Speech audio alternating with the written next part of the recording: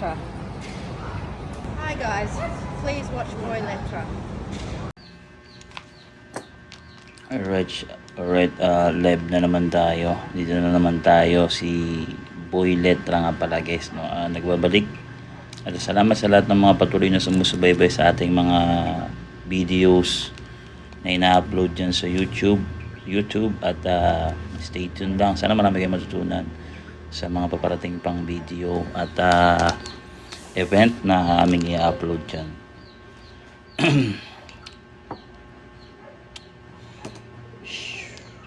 By the way, sa mga nagtatanong, no, si Brother Jared Almazora ay official na kasama talaga sa team namin. Lagi kami nagkakausap niyan, no, at pwede nyo rin mapanood yung kanya mga video sa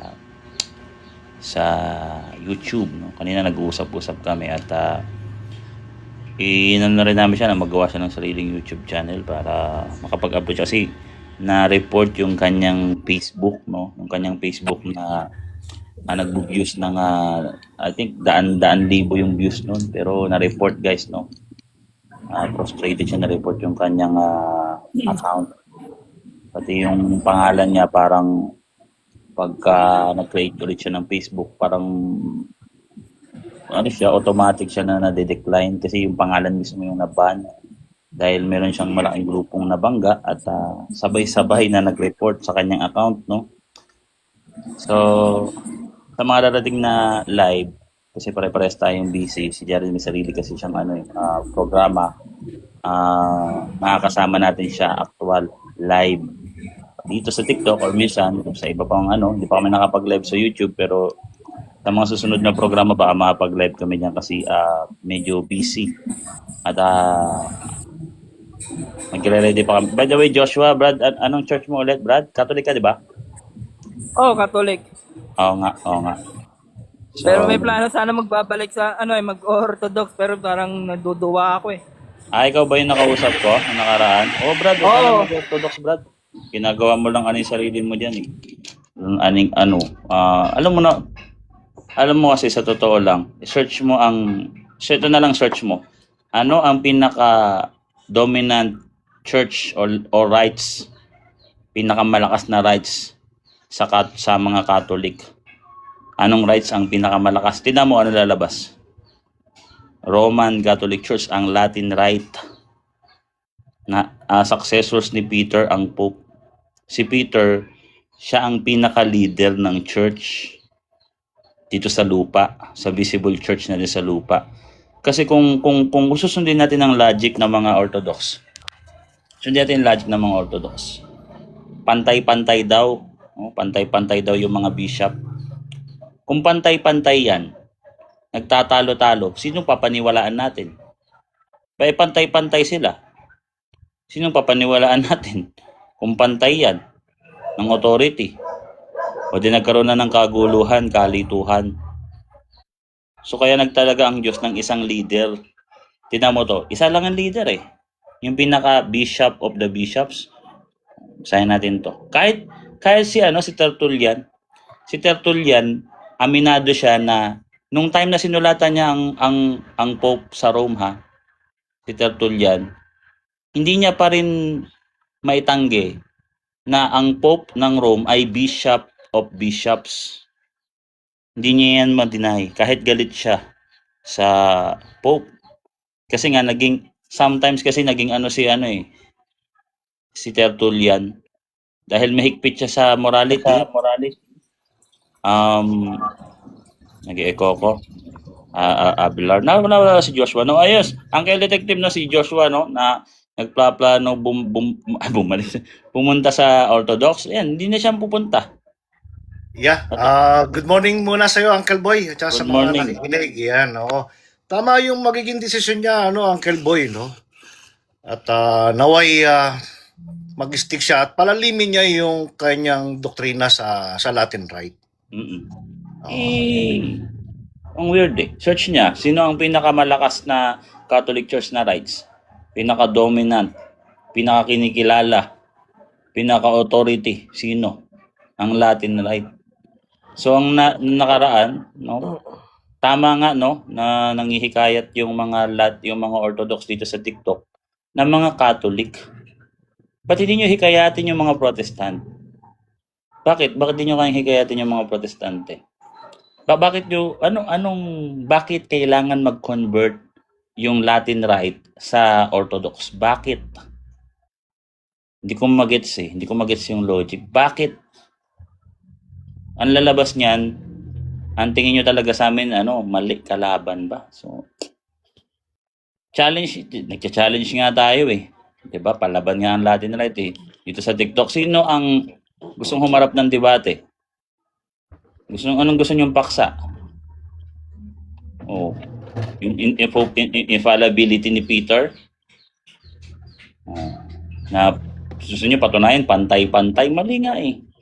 Unang Korinto 7:7, hindi nga pantay-pantay yung biyaya na sukat na ibinigay ng Diyos. Tapos sasabihin nyo pantay-pantay. Heretic nga eh. Diba? Sabi ko talaga heretic, no? Heretic yan. Heretic naman talaga tingin natin yan pag hindi ka nag sa Pope eh. Diba? So, ang Pope, kaya yan mataas, hindi para magyabang. Kaya may authority ang Pope, yung faith niya infallible, para saan? Para sa atin, para palakasin ang pananampalataya natin. Diba? Pagtibayin yung ating faith, hindi para magsiga-sigaan kagaya nyo. Diba? Kayo, ay nako. No, binasa natin sa Luke 22, verse 31 to 32. Pedro, palakasin mo ang pananampalataya ng iyong mga kapatid. Bakit? Nililiglig ng diablo yung church. Nililiglig. Ano ba ginagawa ng mga Orthodox? Nililiglig nyo rin ba kami? Orthodox? Pwede naman eh. Ang kausapin nyo kami, yung andito sila Nash, yung sila Petrus, yung sila Jared, yung mga medyo nag-aaral pa, mga bago-bago pa. Diba? Hinihikayat nyo. Anong point? Anong purpose nun? Bilib ako sa inyo pag ma-convert nyo mga protestante. Kagaya na nakaraan, na-convert namin, MCGI. Gawin nyo yun. Yun ang gawin nyo. Ginagawa nyong uto-uto yung mga Latin Rite eh. Ito naman mga kaibigan Latin Rite. Panindigan nyo pagiging Romano-Katoliko. You must be proud. Ang ganda ng address ng first century sa mga church in Rome. Roma 1:7-8, 9. Roma 16, talatang 19. Ang inyong pananampalataya ay balita sa buong mundo, sa lahat ng mga tao. Diba? Kaya nga natin mag-establish dito ng Rome yung bansang pinagbigyan na nilipatan, yung pinaka-sentro ng bansang nilipatan ng kaharian ng Diyos. Hindi ko nga alam kung marunong ba talaga makipagdebate yung mga Orthodox dito eh. Sa totoo lang. Marunong ba talaga kayo makipagdebate? Ba't wala man ako napapanood na debate niyo sa mga protestante? Ng mga paksa about sa rebulto. Minsan, nakikitulong pa kayo siraan ang Catholic Church pagdating sa mga imahe. Di ba may ganyan ako narinig? Sa pagano daw yung imahe ng Latin Rite, ano ba namang klaseng kalokohan yan? Na-demonyo na ba kayo? Kademonyohan yan eh. So, sabihin mo, sa pagano yung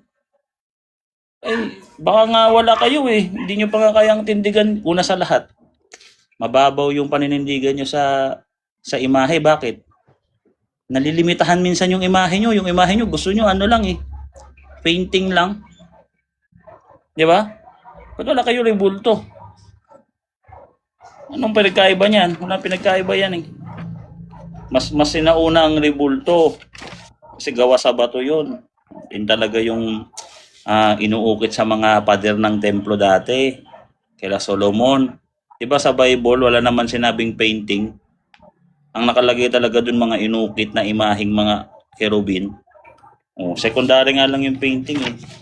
Pero hindi tayo, dyan, wala tayong doubt dyan. Diba? Kayo, ano pa kayo? Nakikitulong-tulong pa kayo eh. Nakikisa pa kayo sa mga protestante eh. Hindi ko malaman kung may garit ba kayo Wala akong nakita. Wala pa akong nabalitaan Orthodox versus Protestant dito sa ano, sa ano, kung gusto nyo labanan kami, yata. Tapos talikuran. Sinasabi ko.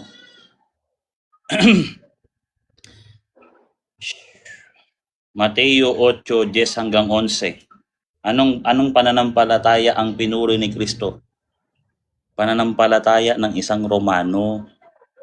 Na wala daw siyang nakitang ganong pananampalataya sa Israel. Basahin nga natin.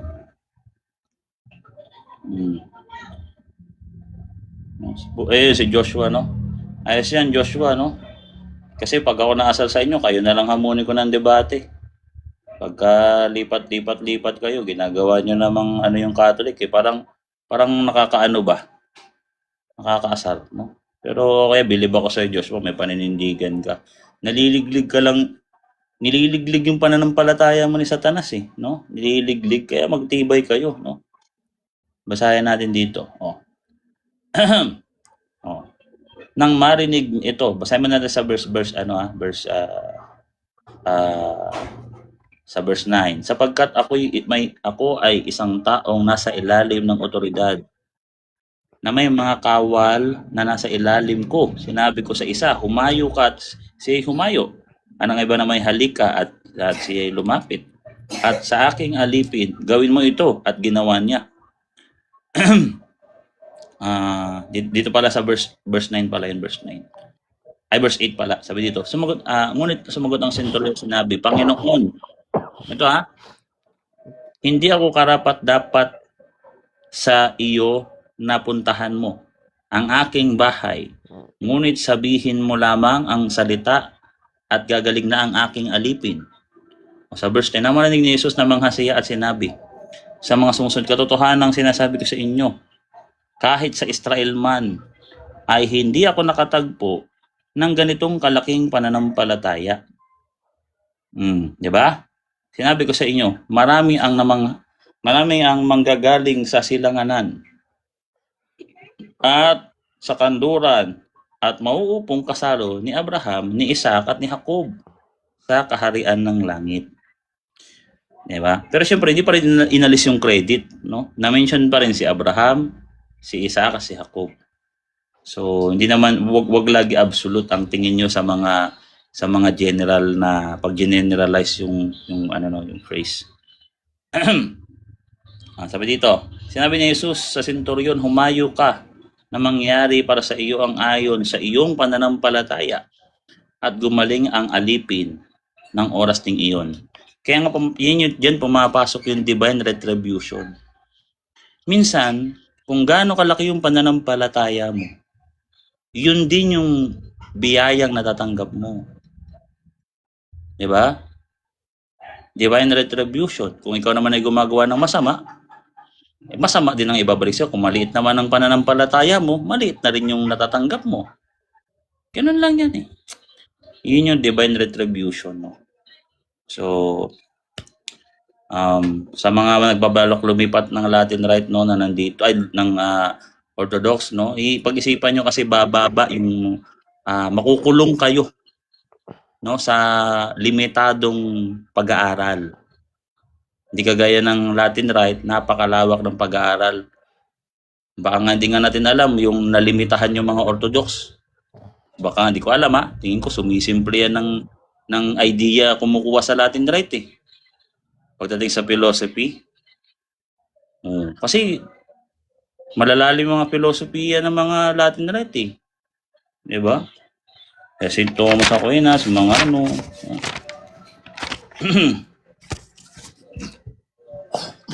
So, sabi dito sa si Wilfredo. Si Wilfredo, tropa to si Wilfredo. Nakakatawa to si Wilfredo, no? By the way, shoutout sa lahat ng mga nanonood live at patuloy na sumusubaybay dito. Kasi papansin nyo, si Nash, bihira natin makasama kasi nasa work. Busy sa work, no? At guys, pakirepost yung ating live. At ano kayo magandang topic ngayon, no? Ano may isip, eh. Magandang paksa ngayon.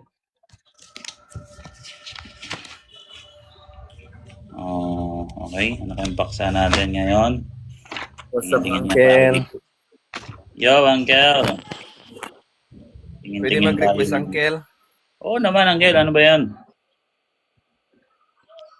Nag-iingay kasi ngayon ng protestante, malapit na kasi kapistahan ng Senior Santo Niño. Paliwanag mo, Uncle, yung Senior Santo Niño para Sinabi kasing senyor, Panginoon.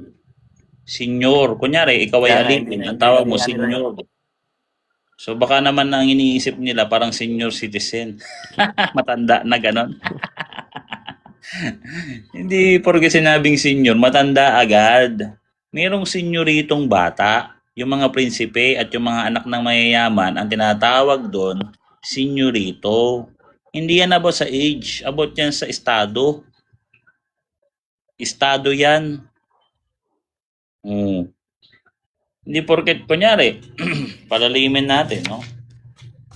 Yung tinawag si Kristong panganay, mababaw kasi yung aral ng mga protestante, sa totoo lang eh. Lahat kailangan pang ipaliwanag. Yung mga simpleng bagay na dapat inaaral na lang nila sana yan, no? Tingnan mo si ano pala, sabi ni Tigers, oh. Senior na Bisaya means ama. Ama Diyos. Yun pala, oh. Siyempre, di ko alam yan. Hindi naman ako Bisaya, no? By the way, okay yan, no? Pero yun nga, pag sinabing Senior, Panginoon, Lord, ano ba ang tawag ni Saint Elizabeth kay Mother Mary? Ang ina ng aking Panginoon. Senior. Nasa sinapupunan pa. Hindi senior citizen. Senior citizen yata intindi nila doon. Ay, pabira talaga. Ay. Tapos yung Santo Niño, nandiyan niya sa Acts 4:10. Acts 4:10, King James Version. Basahin natin, no? Tingnan natin. King James Version. Ayan, no? Ano ba eh? Acts 4:10. Tama ba? Hindi. Acts 4:34. Sorry. Acts 4:34. Acts 4:34. Acts 4:36. Teka nga. Nalito na ako, no?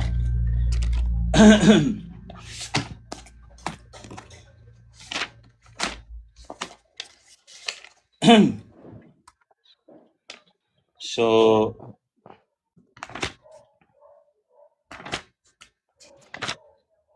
Acts 4:34, Acts 4:10, Acts 4:30. Sorry. Acts 4:30. Sabi dito, sabi natin ha. Acts 4:30. Sabi dito, samantalang inyong inuunat ang inyong kamay upang magpagaling at upang mangyari nawa ang mga tanda at ang mga kababalaghan sa pangalan ng inyong banal na Hesus Kristo. Pwede sa King James Version English. Buksan natin English, no? By stretching forth and hand to heal, and that the sign and the wonders may be done by the name of thy holy child, Jesus. Holy child, Jesus. Letra por letra. Translation ng mga ng mga protestante. Holy child, Jesus. O kita mo, may holy child, Jesus pala sa pangalan ng inyong banal na batang si Jesus. Ito King James Version ah. Nakakapagpagaling, nakakapagpagawa ng himala, ng milagro.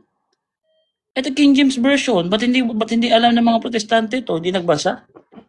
King James Version to. Tingnan nga natin sa Douay Rheims. Sa Douay Rheims nga, the Holy Son Jesus lang eh. Di ba? Ang banal na anak na si Jesus, samantalang sa King James Version, no? King James Version, ang ganda eh. No? Ang ganda ng King James Version dito. Sabi dito, and that the sign and the wonders may be done by the name of thy holy child Jesus. Ang banal na batang si Hesus Kristo. Santo Niño. Sa pangalan ng inyong Santo Niñong Jesus. Ang ganda pala ng King James Version dito. Hindi lang naintindihan ng mga ng mga ito sa translation nyo to eh. Sa totoo lang, translation nyo to eh. 'Di ba? Dapat mas maalam nga kaysa Santo Niño. no? Gara talaga ng mga protestante. Weird, no? Alam ko meron ba dito, teka. So yun yung pag-alaala kasi kay Kristo, hindi iyan may specific time. Hindi, yung buong buhay ni Kristo na isinulat sa Biblia, iyan ang inaalaala natin. Yung nasa sinapupunan pa lang, inaalaala na natin si Kristo, minimeditate na nga natin si Kristo. Di ba? Hey. So, yan. Yan yung ating ngayon, ano may eksaktong tanong mo, Brad? Yung procession ba? May procession ba doon magaganap?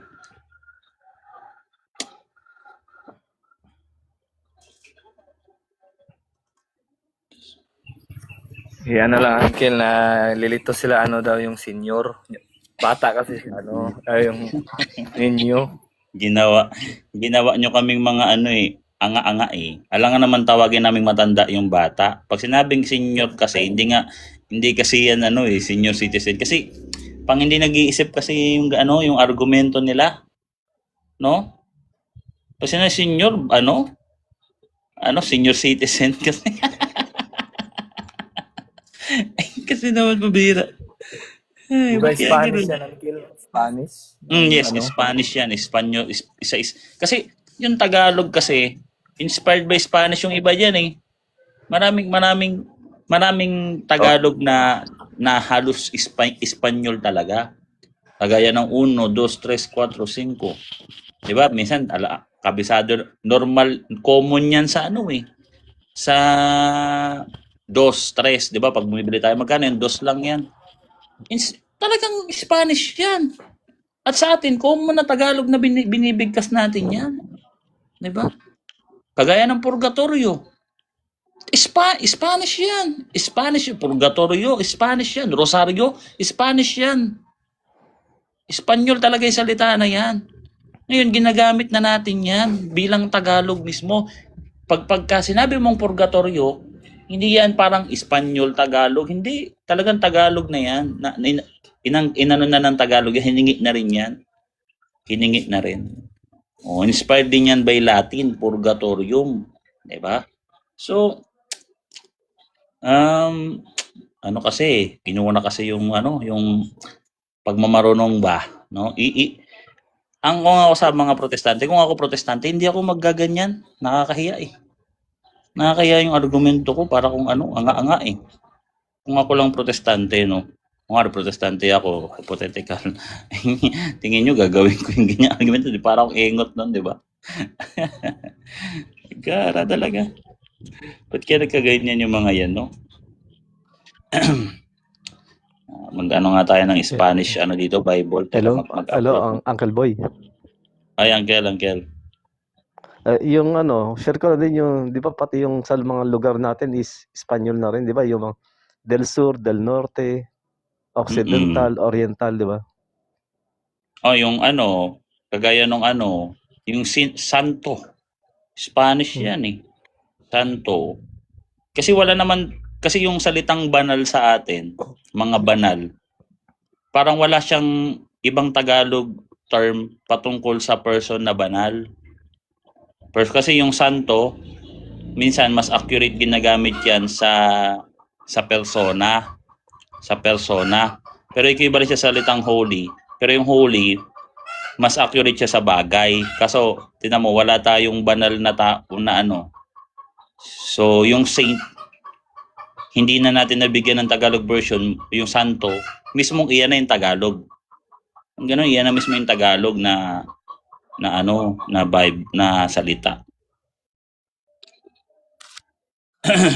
So, na lang Catholic tayo at hindi tayo ganyan, no? Sabi ko nga, pag maging protestante ka, tuturuan ka maging mangmang dyan eh, no?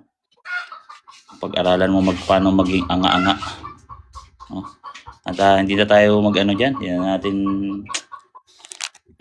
sabihin na natin yan. Hindi naman ka-plastikan ang i-offer natin sa mga protestante. Ang i-offer natin dito katotohanan. Hindi naman kailangan na masaktan sila, masaktan. Basta pag hindi talaga nila tinanggap yung katotohanan, hindi bahala sila, no? Lang yan eh.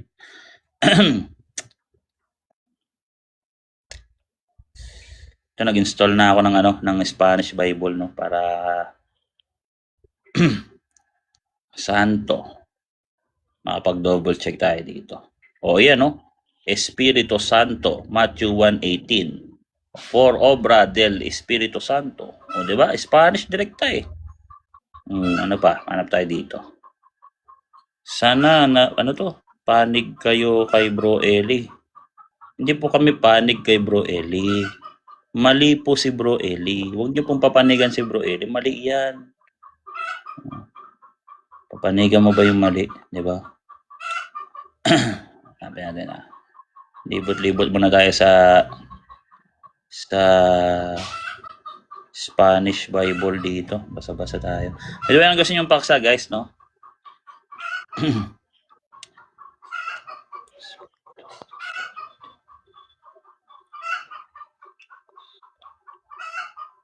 Ako sana, brother boy, pwede ba, yung sa SDA? Ano yan, tol? Yung sa SDA, yung daan talaga sa nila, yung hintil sila, pero yung tradition nila ginagaya nila sa, sa Judaism, mga Hudyo. Oo nga, ano yan Parang nawiwirdo nga sa kanila. Ano kasi yan, tol, ganito, no? Pag magprotestante ka, magbubuo ka nga, kailangan mo ng mga doktrina ngayon. So, kailangan mo ng mga doktrina. Ngayon, nasa sayo yung desisyon kung ikaw yung founder o grupo man kayo. Kayo yung mag-desisyon kung anong doktrina ang dapat nyong ila-line up sa church nyo. So, yun yung natripan nilang doktrina eh. Feeling nila iyan yung tama. So, yung mga doktrina na yan, yan na lang yan, decision making lang nila na sarili nila yan. Sarili nilang utak pinairal nila dyan, hindi sila nagpasakop sa katuwiran ng Diyos. So, tapos, andyan na yan, yung doktrina. Ngayon, ngayon pa lang nila yung pag-aaralan, baluktutin yung Biblia. No, ganyan, babaluktutin nila ngayon yung Biblia, di ba? Mag-imbento ng mga kung ano-anong kalokohan, no? Yan yung yan ang bunga ng Brad, ng pagkain ng bunga ng pagkaalam ng masama at mabuti. Kumbaga, inaalam mo sa sarili mo yung masama at mabuti, pwede kang magkamali. Hindi kagaya kung ang Diyos ang babatayan mo, sa Diyos ka magpapailalim, no? Hindi ka magkakamali. Ang Catholic Church sa Diyos nagpailalim ng katuwiran eh. 'Di ba? Ano yan eh? Mateo 6, talatang 33, no?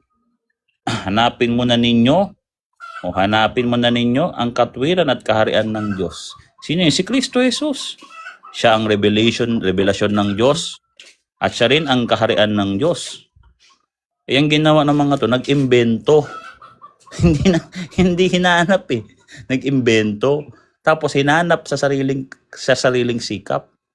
Ano yan? Roma 8 talatang 1 Roma 10. Pasin niyo yung Roma 10. Sariling kakayahan ang pinairal nila, guys, no?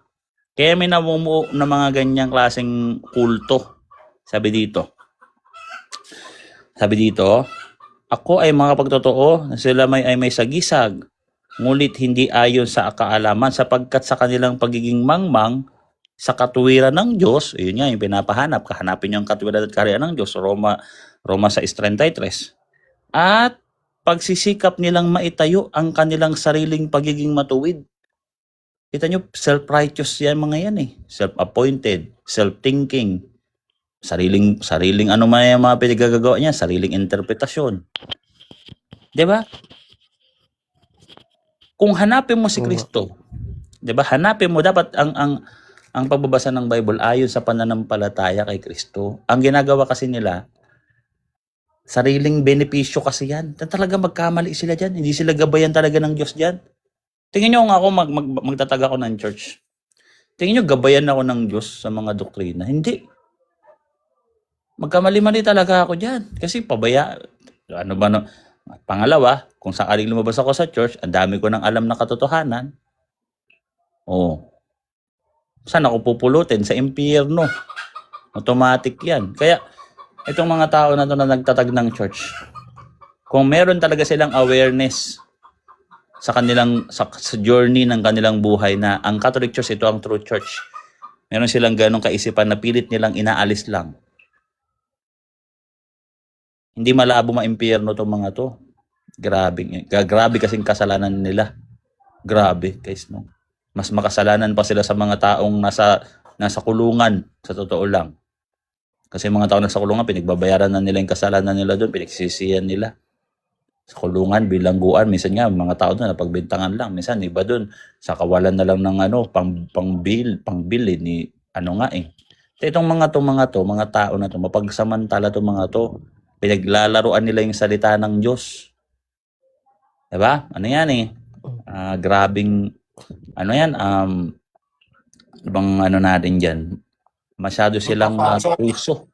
Doon papasok, Uncle Boy, yung sinasabi natin na blasphemy, no, sa Holy Spirit. Yeah, blasphemy. Pag-reject nila sa katotohanan. Grabing kasalanan yan. No? At yun ay wala nang kapatawaran yun. Wala na. Kahit gumawa ka pa ng mabuti, X yan. Wala yan, di yan titignan ng Diyos.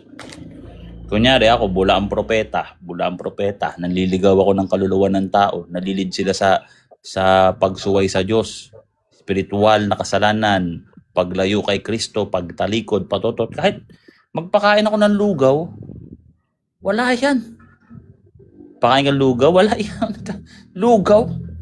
Magbigay ka ng pera, sige. Wala yan. Hindi na ubra yan. Kasi wala ka ng kapatawaran eh. Wala nang feast offering diyan. Impyerno rekta yan. Pero na lang pagsisihan mo bago ka mamatay. Ito nga, Uncle Boy, no? Sana ma-realize ng mga naniniwala rito sa MCGI. Imagine mo, yung MCGI ang ino-offer lugaw. Tama ba, Uncle Boy? Lugaw, Uncle. Ang simbahang Katoliko, ano ino-offer ng simbahan? Ang simbahang Katoliko, John Host 6. niya, Eucharistia. yung host mismo, katawan ni Kristo, ito ino-offer na simbahan. Imagine mo, ang layo, di ba? Layo. Sa MCGI, lugaw, samantalang sa atin sa simbahan, yung host, yung mismong consecrated na host, no, katawan ni Kristo.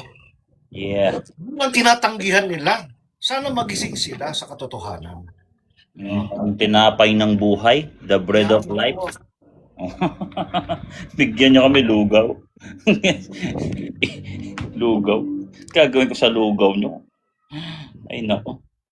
Lugaw, tapos pipicturean ako. Kapag iba bang po tawagin yan.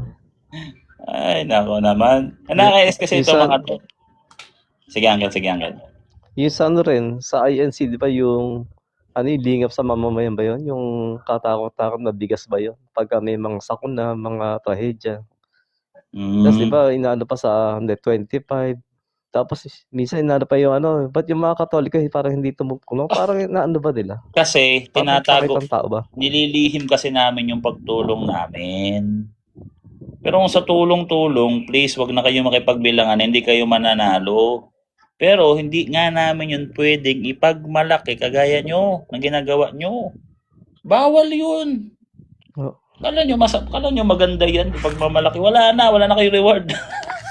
Nag-iipon kayo ng kayamanan dito sa lupa, ng papuri sa lupa. Diba? Yun yung totoo sa Panginoon Diyos, di ba, brother? Yes, Mateo sa Yung pagtulong ng hindi mo inaano sa tao, pinapakita sa Facebook o sa mga social media, di ba? Yes. Yun talagang, yun yung sa Diyos talaga. Mateo Yung 6, Diyos lang 1 makakita hanggang ba? 3. Yes. Pag nanlilimos kayo, huwag kayo magpatunog ng trompeta sa harapan ng mga tao para purihin kayo. Masama yan, sabi ni Kristo.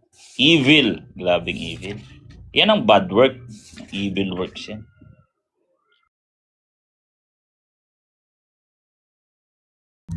Hey, magandang umaga. Magandang umaga, Brad. Anong church mo, Brad? Catholic. Ayun, Catholic. Active ka, Brad? Oo, Sige, active. sige. May tatanong lang sana ako kasi medyo malungkot kasi ako ngayon. May tatanong lang ako about kasi yung kababata ko at saka best friend ko, siya para siyang nagpakamatay. Ano kayang mangyayari dun sa niya? So ano ba yung... Maluluwat. Bakit ba siya Oo. nagpamatay? Ano ba yung dahilan na nakita? Ano ba yung dahilan? Hindi hindi hindi kasi namin alam eh. Pero parang about yata sa ano, sa Saan? jowa niya. Hindi ko alam. Ayun. Pero meron ding binabanggit sa death note niya na ano eh, parang about sa family ganon. So depressed, in short. O parang depression. Alright. Gusto ko lang malaman kung bilang Catholic, ano kaya mangyayari sa ano sa kaluluwa niya kasi Siyempre, may nakapag ay, anong sinabi? Anong sinabi? Sige. parang may nakakapagsabi kasi sa amin na diretso impyerno na daw Ay, hindi, pag hindi. nagpapamatay. Hindi. Ganito, no? Yung sa Catechism of the Catholic Church, 2nd edition, pag ang isang tao nagpakamatay dahil sobrang depression, bumababa yung kanyang kasalanan. So pag sinabing mababang kasalanan o bumababa, ibig sabihin, may remedyo. No, may remedyo dyan. So, pwede nyo yan ipagdasal, Brad. Pagdasal nyo na ipagdasal kasi nasa depression siya on that time. Hindi ko sinasabi na hindi siya napahamak, hindi ko sinasabi na napunta siya ng purgatorio, wala pa ako sinasabi, pero dapat nandun pa rin yung hope. Huwag kayong mawala ng pag-asa kasi hindi nyo naman din alam. Ngayon, pagdasal nyo na ipagdasal na sana mabawasan yung kasalanan niya sa purgatorio. Isipin nyo na nasa purgatorio siya. Ngayon, kung totoo na nandun siya sa impyerno, wala namang problema hindi naman masasayang yung panalangin nyo kasi sumusunod lang kayo sa utos ng Diyos. Ang utos ng Diyos, Matthew 22 verse 34 to 37. 'Di ba? Ibigin mo ang iyong kapwa na gaya ng iyong sarili at yung pag-ibig mo sa kapwa naka-inline sa pagmamahal mo sa Diyos kasi ipinapanalangin mo siya sa Diyos. Ibig sabihin, sa Diyos ka nagtitiwala sa pagmamahal mo sa kapwa mo. So, wag niyong sabihin, kay impyerno tapos nagdadasal pa ako, mawalan ako ng pag-asa kasi yes, hindi natin kayang baguhin ang desisyon ng Diyos, pero hindi naman natin alam, may limitasyon yung knowledge natin kasi wala pa naman final judgment. Pangalawa, Brad, malinaw na nasa depression siya kaya niya ginawa yon. Ang hindi na talaga pinapanalangin, yung nagpakamatay ka kasi trip mo lang, kumbaga kunyari alam mo nung bagyo, tol? Nung bagyo, marami nga akong nakita na nagbibideo, ginagawang laro-laro yung bagyo. Kumbaga, ang lakas ng hangin, ang ginagawa ng iba, nagpapasikat, lumalabas dun sa may bakuran, tapos ginagawa nilang parang laruan yung hangin dun sa bagyo. Once na yun ay tinamaan ng kung anong bagay at yun ay namatay, delikado mapunta ng impyerno yun kasi tinaya niya yung buhay niya sa walang kwentang bagay. 'Di ba? Pero kung ikaw naman ay nahirapan talaga, hindi mo na kaya, na blackout ka, hindi mo na kaya. Kumbaga kasi yung depression, mahirap yan eh. Sa totoo lang, iba yung kalungkutan diyan, lalo pag may kinalaman sa girlfriend, pag may kinalaman sa family, ibang usapan yan. Teka lang, real mom, no? Mute lang muna kita pa saglit, no?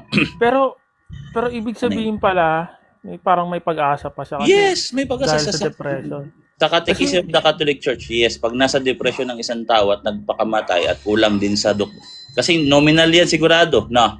Oo, nominal. Oh, nominal yan, panigurado. Walang alam yan, mangmang yan sa doktrina natin. So, may mercy, may awa. May awa ang Diyos sa taong yun. At alam ng Diyos na itong taon to nagkaroon ng matinding paghihirap. At hindi natin alam kung yun talaga yung motibo. Kumbaga nahirapan. Kasi marami mga ganyan eh. Especially sa pag-ibig, usapin pag-ibig sa girlfriend. Marami na ako nataksyan ganyan. Talaga nagbabaril sa bibig yan. Pag nagbaril ka sa bibig, wala na. No? Wala ka ng pag-asa doon talaga. Ano ka talaga doon? Patay ka talaga doon. So, pwede nyo ipanalangin. Pero bro, ano bang ayun nga, yun nga ang follow-up question ko. Ano bang magandang gawin namin? Ano namin? Diba may mga pamilya Isasama mo lagi sa panalangin mo. Ganito, Brad. Mag-set ka na ng prayers. Kasi sa prayers natin, lagi naman kasama yung mga nasa purgatory. Ilalagay mo na siya sa prayers mo. Prayers, tapos magkaano ka sa simbahan, mag-alay ka ng ano sa kanya, ikalawang Makabeyo 12:43-45, padasal, no, sa mga prayer warriors. At sa pamamagitan noon, yung lungkot mo, nababawasan din yan. 'Di ba? At isipin mo na kung nasa purgatorio siya, nalalaman niya na pinagdadasal mo siya. Nalalaman niya yan, no?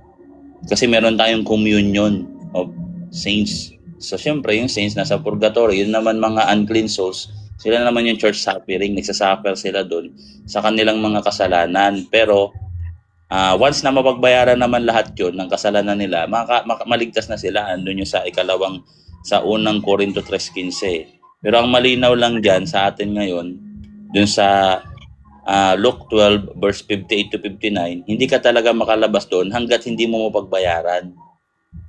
So sabi doon sa ikalawang Makabeyo 12:43-45, kaya natin silang pagmalasakitan. At yun yung gagawin natin. Sa paniniwala natin na muling pagkabuhay, dahil nananampalataya na merong muling pagkabuhay, merong buhay pagkatapos ng kamatayan dito sa mundo, may pag-asa tayo na ipanalangin sila. At yung case nung kaibigan nyo, meron siyang depression, may pag-asa, no, na sa sobrang depression hindi niya nakaya at yun, hindi niya winakasan yung kanyang buhay. So, Parang dasal lang. parang yung ano kasi niya, yung ano niya kasi yung ano ba yun, yung girlfriend niya kasi ano INC, parang ayaw sa kanya ng mga magulang kasi Catholic niya. Talaga. So ganito, 'di ba pinamisahan 'yan? Tinanggap sa misa 'yan panigurado eh. Oo. Edi kung yung simbahan nga pinamisahan, bro eh. Ikaw, tayo pa ba? Simbahan na nga pinamisahan siya kasi nga tinatanggap 'yan kasi nasa depression nga, brad. Tatanggapin ng simbahan niya. Hindi naman niya pinagpalit yung buhay niya sa walang kwentang bagay. Ang masama kasi niyan, kunyari, meron kang aso. May aso ka. Yung aso mo, naiwan mo sa nasusunog na bahay, huwag mong balikan yan. Pag namatay ka, anong mas mahalaga? Buhay ng aso o buhay mo? Yung sarili mo, nasa wangis ng Diyos. Nilikha tayo sa wangis ng Diyos. Hindi natin sinasabi na huwag nating bigyan pahalaga yung mundo.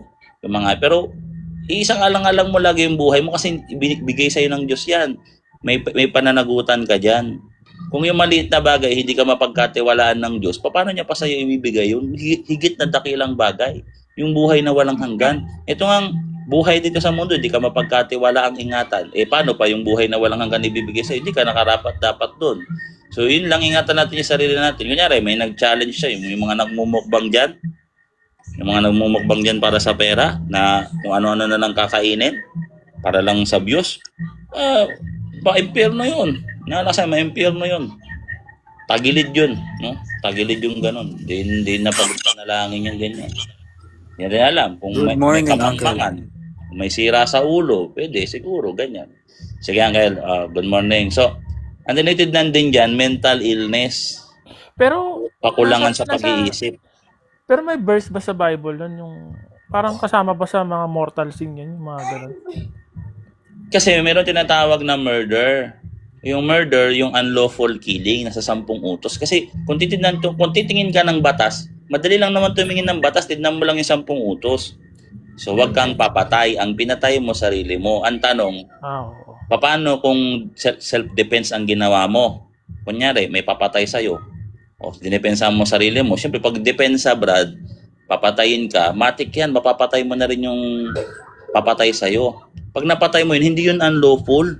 Hindi yun murder. So, kung ikaw naman, nasa matinding depression ka, hindi mo na kaya mabuhay sa mundo kasi napakatinding depression ang inaabot mo, blackout ka. Tapos meron ka pang mental illness, no? May mga kahinaan yung pag-iisip mo at gagamitin ng diablo yun para itulak ka sa masama. May kasalanan, hindi natin sinasabi na walang kasalanan. May kasalanan. No? May kasalanan siya. Kailangan niyang pagbayaran. Pero bumababa yung sentensya kasi hindi naman unlawful yung ginawa niya. Mayroon siyang dahilan. Kasi nahihirapan siya. So, mahirap yung depression, guys, no? Napakahirap niyan. Dinanas naman na siguro natin lahat 'yan. Alam ko yung hirap niyan, no? At Pinagdaanan ko na rin yan. Pero syempre, dahil hindi naman ako nominal, hindi ako nominal eh. Kaya nga maganda kung hindi ka nominal. Kasi yung mga nominal, hindi nila alam yung pattern ng simbahan, ng salvation. At yung mga nominal, talagang hindi pa nila nakikita hindi pa nila inaasam yung Diyos. Kasi nominal sila. Kasi kung inaasam mo yung Diyos, mag-aaral ka. Di ba? Pag-aralan mo, kikilalanin mo yung Diyos. Kung ano yung kagustuhan niya, kung ano yung utos niya. Kaya yung mga nominal, wala pa yan, hindi pa na-activate yung pagiging spiritual nila. So, mga mangmang yan. So, yun yung tinitid ng pag-asa sa purgatorio. Kaya may purgatorio, no? Kaya yung Diyos mahatol na matuwid. Mahatol sila na matuwid. Salmo 11, Salmo 11, Salmo 11:7, tama? Salmo 11:7. So, yan Brad.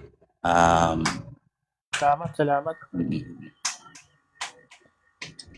Pagdasal mo Brad, pagdasal mo. Oo, Minisahan mo, palagi. 'di ba? Palagi. Pagdasal mo. Sa CCC yan, Brad, Catechism of the Catholic Church 2nd edition, andyan yan. Pagka nagpakamatay sa depression, tapos may mga mental issue, kagaya kasi parang mabaliw-baliw ka na dyan eh, pag meron kang depression. Hindi mo nga makontrol yung depression eh. Diba? So, yun yung tinitignan. Bumababa yung kanyang kasalanan. Ibig sabihin, baka kaya pang linisin yan sa purgatory. Matagal nga lang. No? Kasi may buhay na na nawala. No? May buhay ng tao. Sana kung buhay lang ng daga yan eh. Wala naman yan, di ba? Oo. Tao yan eh. May dignidad yan, di ba? So, yun. Salamat. Sige. Ano yan, sister? Ano yan? Emotion, yung depression, pag hindi mo na kinakaya yung emotions mo. Hindi mo na makontrol yung sarili mo. Hindi mo na makontrol yan. Nasa Biblia, yung makakamatay. Tama ba?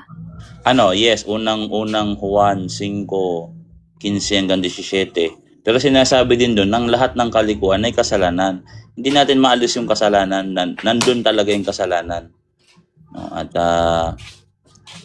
kailangan niya pa rin yung pagbayaran. Tulungan na lang natin siya. No? Pag malasakitan natin yung mga nasa purgatorio. Sa pamamagitan ng prayers, siyempre, indulgence. No? At yan. Pag magsimba, ayan, pray, isama niyo lagi sa prayer. Hanggang habang buhay yan. Ako nga, yung tatay ko, pag nagdasal ko, habang buhay na yun. Wala nang hintuan yun. Diba? Hindi tayo utak protestante na manghinayang ka sa panalangin. Tapos manghinayang ka rin sa pera na ibibigay mo sa simbahan, iaalay mo sa simbahan, tanda ng pagtitiwala mo sa Diyos. Hindi tayo utak protestante, ha? Tsaka pangalawa, kahit 5 piso ibigay mo dyan, tatanggapin ng simbahan yan, isasama sa prayers yan. Doon nga ako bibilib kasi yung lakas ng loob ng tao na yun na magbigay ng ganong pera, doon kasi makikita yung estado ng pamumuhay niya. Makikita ng tao na ang pamumuhay ng tao to mahirap. Yun lang yung kayang ibigay. So, doon papasok yung humility. Diba? Handa mong kahit isipin na iba na ikaw naghihirap, basta magtiwala ka sa Diyos. So, alam mo yun, guys, no? Kaya nga, yun yung tingin ng Kristo natin sa nagbibigay. Hindi yan sa laki. Yan yung tao sa puso at pagtitiwala mo sa Diyos. Hindi yung panghinayangan. Walang ganun. Kasi lahat naman ng bagay na nandito sa mundo, galing lahat yan sa Diyos. Meron bang galing hindi sa atin? Lahat yan, bago tayo ilikhain ng Diyos, tayo na yung sukdulan. Ginawa muna niya lahat, unang araw. Diba? Yun nga yung gematria Pero itasin mo na ganun talaga yung hindi yung chronological ha.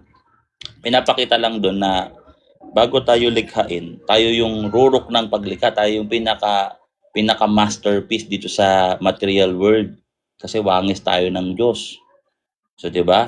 So, lahat ng bagay ginawa niya muna bago tayo lalangin. Ibig sabihin, inihanda niya yung mga bagay bago pa tayo isilang. Minahal niya na tayo bago pa tayo lalangin. Nauna na yung pagmamahal bago lalangin. Kita mo yun? So, kasi hindi naman mabagal ang Diyos, no? So, yun, kaya huwag niyo panghinayang mga bagay-bagay na mga material na bagay. Pag may nawawalang material na bagay sa inyo sa pamamagitan ng taong masama, ipagdasal niyo yan at ibabalik ng Diyos ng doble yan. Kagaya ng ginawa kay Job ni Satanas, no? Ang ginawa ng Diyos, letra por letra, binalik doble, no? Pag nabasa niyo, I think ano yan, basahin natin, ha? So, maliit na. Sa totoo lang, no? Sounds, Job 42:10. I think ano din. Sabi dito, Job 42 verse 10. At ibinalik ng Panginoon ang kayamanan ni Job. Ang kanyang idalangin ang kanyang mga kaibigan at dinoble ng Panginoon ang dating kayamanan ni Job. Dinoble. Mantakin mo yan. Basic, di ba? So, yun. Ito. Si brother guys, repost nga guys para makarating sa mga kinakaukulan tong mga protestante para maabot natin sila, no? By the way, kung may tanong kayo, guys, Ako, Uncle, may tanong ako, Uncle. sige, Uncle. Yung purgatory, Uncle. Sa ibang religion, dalawa lang yung stage nila, like langit, inferno lang, pero bakit sa atin tatlo? Kasi tayo yung true church. Ganun lang naman yung kasimple. Yun yung knowledge na ibinigay sa atin ng Diyos, no? Napakaganda, no? Which is, kung purgatory lang ang usapan, hindi mo maiaalis sa Bible yan, eh. Paano mo maiaalis sa Bible yan? Iyan ang kapangyarihan ng Diyos. Ang kapangyarihan ng Diyos, gaya ng isang apoy na tumutupok sa mga masama, pero nagpapabanal sa mabubuti. Di ba? Yun ang kapangyarihan ng Diyos. Kagaya, kunyari, kung masama ka, aapuyan ka ng Diyos, masama ka, ang gawa mo, mga nabagay na nasusunog, patay ka. Kung ikaw naman ay mabuti, tapos hindi ka perpekto, aapuyan ka ng Diyos. Lalo kang lilinis. Hindi mo maaalis yan. Yung redemption sa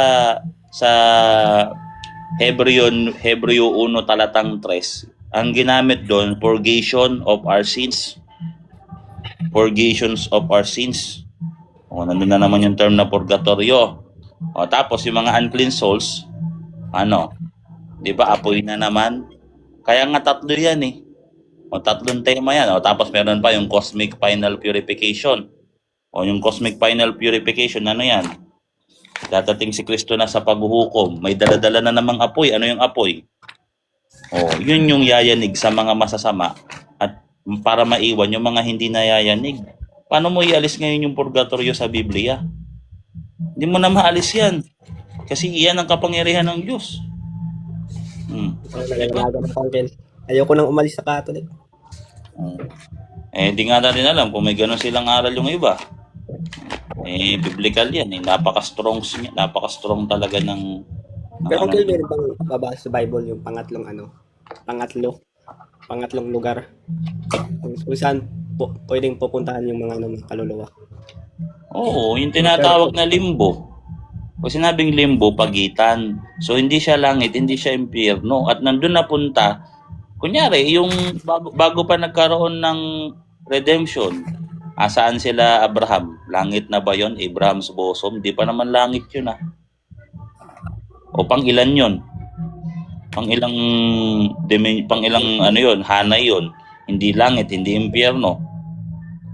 Limbo. Limbo, pagitan. May 4 na limbo nga dating theology. Infant. Abraham's bosom. Limbos of the righteous pagan. Magkakaiba sila ng kalagayan kasi magkakaiba naman yung kaso nila. Siyempre, yung mga yung nasa Abraham's bosom, inaaliw sila doon. State of paradise yun. Pero hindi pa langit yun. Kasi wala pa naman nakapasok ng langit, Hebreo 4 hanggang 7. Kaya nga si Kristo ang magbubukas ng kalangitan sa John 14 verse 1 to 3. Kaya nga sa John 1:28, wala pang nakakita sa Diyos. Diba? Maliban sa mga anghel. Hi guys, please watch Boy Letra. Hi guys, please watch Boy Letra. Hi guys, please watch Boy Letra. May tanong ako, Uncle Boy. Doon sa tanong kanina, di ba, glorified body na si Jesus Christ sa langit. Mm-mm. Mm-mm. So, kung halimbawa ang mga tao, syempre pag nasa langit na lahat ng tao, makikita siya harapan kasi nga may katawan tao siya. Ibig sabihin ba nito, siya lang ang makikita sa Trinity? Yung Diyos Hindi. Ama at Espiritu hindi makikita. Hindi. Kasi nakita na siya eh. Hindi, ibig sabihin si Jesus Christ lang ang makikita natin. Sa Yung God the Father at saka God the Holy Spirit, hindi pa rin siya sa makikita. beatific vision. Oo, doon sa Makikita mo pagkasalangan yun. talaga. Trinity yun. Makikita. Oo, Trinity yan. Oo. At hindi lang makikita, Uncle. Malalaman. Yun yung sinasabi na ang pangalan ay tatatak sa yung noo. At ano yung noo? Ang primary dyan, God the Father. O, di ba? Iba yung God the Father, hindi nga nakita talaga yan eh. Oo. Kung mapansin mo, yung pangalan na sa noo. Ano ba yung pangalan sa noo? Sa ngalan ng Ama. Kaya nga yun yung promise doon sa buhay na walang gana, na makilala kanila.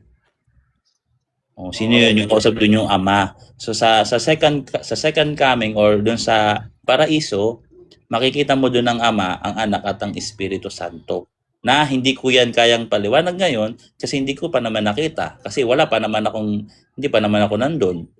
At hindi yan sasabihin ngayon kasi lalabas niya na spoil na wala nang gift. At hindi mo rin yan kayang isipin ng isang taong wala pang glorified body. Hindi mo rin yan pwede makita, pamamatay ka. Kaya nga hindi ka pwede makapasok doon daan ka muna sa apoy eh. Diba? So si Proso, Brad Proso, yun, Trinity makikita nyo guys. Maraming salamat, Uncle Boy. Trinity kasi Hello, may tanong ako. Teka lang, idagdag natin. Kung papaano ang pagmamahal ng ama at ng anak, kung papaano minamahal ng ama ang anak, ganun din mamahalin tayo ng ama. Sa papaanong paraan, magkasama, nagkikita. O, andiyan niya sa First Corinthians 13:12, First John 3:2, Revelation 22 verse 4. O, paano? Kailangan may malinis kang puso. Matthew 5:8. Pero daan ka rin sa apoy, siyempre. No? 1 Corinthians 3:15. So lahat dadaan sa apoy, kahit second coming na, may apoy pa rin. No? So, okay. Brother Cross, anong church mo, Brad? Good morning, Uncle. Good morning, Uncle. Ano nga ulit church? Anong church mo, Brad? Dinig ka, Brad. Dinig. Nagsusuri po. Pero malapit, parang malapit na sa akin yung Catholic. Nice. Masaya ko marinig yan. O, sige, Brad. Bigyan kita ng mahabang session ngayon kung gusto mo pa eh. O, sige, anong tanong mo? Nakita ko sa comment section kasi may nag-post about sa sa Poong Nazareno. Tapos ako, alam ko naman na mga sagot na yun eh. Kaso may nag-comment doon, ginamit niya yung ChatGPT. Tapos sa yung sa kay Pope Innocent III, kilala mo yun Uncle? Pope Innocent III. Hindi ko siya lubos na kilala. Konti pa lang naman yung Pope na kilala ko. Anong karami. Kilala ko sa Pope Innocent III. So, ano yun, Brad? Ganun siya. Anong sabi? Sige, anong sabi? Kasi si Pope Innocent III, sinerch ko sa kasi wala akong mga books. Kilala yan ako. Ako, kilala ko yan. Sige. Tapos sa 11 naging pope siya sa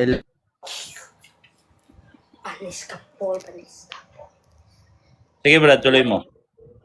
sa Gemini ko lang to sinesearch. Tapos nalaman ko siya pala yung nagsimula sa nag-declare ng crusade against sa the Catars. Tapos para kalabanan yung mga Catars sa Southern France. Tapos nag-promise siya sa mga soldier na take it to heaven for killing heretics. Ano may explain mo diyan Uncle Boy? Anong klaseng heretics ba yon? Nakalagay dito for killing heretics. So parang na ano pinapayagan pala ng simbahan yan na Uncle, na okay lang pumatay basta kasi may promise siya take it to heaven daw. So, hindi ko pa siya inaral yung banda dyan. I think sinas talaga yung ano dyan eh. Uncle Boy, bibigyan ko lang to ng tip no sa paggamit ng AI. Kapatid, ganito, paggagamit tayo ng AI, kung gusto talaga nating makakuha ng sagot pang Catholic talaga, tandaan nyo kasi, ang paggamit kasi ng AI, pag naglagay ka lang dyan ng words, kahit ano isasagot niyan, according yan sa kung ano yung hinahanap mo. Kunwari, kung ikaw ay protestante, ibibigay niyo yung view ng protestant. So, kung gusto mo talaga ng truth about Catholic, no, ilalagay mo at the same time dun sa AI na prompt mo as per a Catholic view, no, para maibigay sa iyo yung tamang sagot ng Katoliko. No, kasi maraming ganyan ang gumagamit ng AI. Minsan nami-mislead sila rin ng AI. Hindi mo rin naman masisisi yung AI. Kumukuha rin kasi ng source yan. Doon lang din sa loob ng mga search engine. Siyempre, yan, in general yan. Kaya ang mapipid sa'yo ni AI, depende sa view. Minsan may mapipid ka dyan ng mga Protestant view. Pwede ka maligaw. So, yun lang, heads up lang sa paggagamit ng AI. Especially, mas maganda, ChatGPT gamitin mo. Yun lang, kapatid. Okay, thank you, Uncle. Uncle, balik ako 30 seconds. May screenshot lang ako. May tanong pa ako. 30 Ngayon, seconds lang. taga lang Brad, no? Isipin muna natin. Yung sa salitang pinahintulutan, ano mo yung crucial word na yan, huwag mo yan i-misinterpret. Kasi yun yung narinig ko sa'yo. Pangalawa, ang alam ko, ang mga heretic, ganito ang process dyan, pinangangaralan yan. Pag ayaw niyan makinig, inaano yan, ina-excommunicate. Ngayon, pag ang papangaralan mo, mga rebelde, mga lumalaban, anong gagawin natin pala? Anong gagawin natin? So, wala tayo, no choice yan. No? Doon papasok yung talagang labanan. Pero hindi yung Pope mismo yung nagsagawa nun at hindi yun gusto ng Pope. Pangalawa, kung may ganyang nangyari, hindi mo mababago yung katotohanan ng Catholic Church ay true church. So, yun yung mga foundation mo. So, tingnan mo, yung term na pinayagan, tingnan mo yun kasi hindi natin alam kung ano yung sitwasyon nun, kung lumalaban yung mga yan. Kasi may mga, hindi lang basta heretic yan. Pag sinabi mo mga grupo kasing heretic dati Grupo-grupo yan iba-iba yan sila, iba din ang ugali ng mga yan. So, tignan mo yung in a positive way. Huwag mo siya tignan in a negative way or neutral na lang tignan mo. Tapos tignan mo yung side by side tsaka yung mga terms, mag-ingat ka. Kunyari, pinayagan ng Pope. Kasi baka nagsabi doon, Pope, papatayin kami, lumalaban. No choice yan. Diba? Ang gagawin natin yan. So, hindi yun unlawful killing. Lagi yun titignan yung unlawful killing. Unlawful killing, patayin mo walang dahilan. Gilitan mo ng ulo walang dahilan So, yun lang. Pero si Nash kilala yung history dyan inaral niya. Pero sa akin, yun yung nakita ko mga pointers mo. Pinayagan. O heretic. Tapos grupo yan Yung sabi ng mga crusaders dyan Yung crusaders. Huwag mo muna ipasok si Father Phil, bro. Huwag mo muna ipasok. Pag sinabing crusaders, ano yan? Ano ba sila? Crusaders. Mandirigma yan. Ano trabaho nila? Makipagdigma. Hindi yan mga assassin na papatay lang basta-basta. At mga yan, yung mga crusaders na yan, hindi yan mga siraulong tao. Hindi yan mga siraulong tao, mga Kristiyano yan. Lagi nyo tanda, mga Kristiyano yan. No? Kaso ang trabaho nila, makipagdigma. Diba? So, yun Tsaka alam ko, baka mamaya, mga secular naman yung, pag sinabing secular government Pag government naman, baka mamaya government naman yung nagsagawa, hindi naman din, hindi ko pa kasi nakita yan So, yun yung sasaalang-alang mo na mga point yan, no? Tapos, hindi mo pa rin talaga mabago yung katotohanan dyan. Eh. Maliit na bagay. Doctrinal ang dapat nyong tingnan. Hindi mo mabago yung katotohanan dyan na Catholic Church and True Church. Pero siyempre, merong, titignan mo yan ha, andyan na nga yung mga keyword eh. Pinayagan lang. Hindi mismo ang Pope ang nagsagawa. Hindi mismo Pope na ang nag-utos. Pinahintulutan kasi baka mamaya masalimuot or may digmaan or may labanan na nangyayari. May labanan. Baka nga may kasalanan pa eh. No? So, yun Brad. At ito. Yes, Yan, baka may... Uncle, si Watcher, may tanong to si Watcher. Kung may mga abusadong crusaders, personal yon, hindi yung kasalanan ng Pope, no? yan eh. So, Watchers, si May Bros, tanong ba ako, ano? May tanong sige, ba ako, lakayan kita. Uncle? Lakayan kita. Sige, Uncle. Uncle, kasi nag-search din ako eh. Ang pagkakaalam ko, yung resurgence, yung pagpatay ng mga, sabi mo, government yun eh, kasi malakas yung Holy Roman Empire nung panahon na yun, di ba? Ano bang really yan? Alam ko, nasa malakas ano pa yan eh. Nasa ano na yan, malayo na yan, di ba? Oo. Kaso, pagkakaalam ko, Uncle, nagsimula sila na patayin yung mga yung lumalaban sa Catholic noong 1022 to 1051. Kaso naguguluhan ako kasi yung Pope natin, alam kasi ng Catholic yun eh.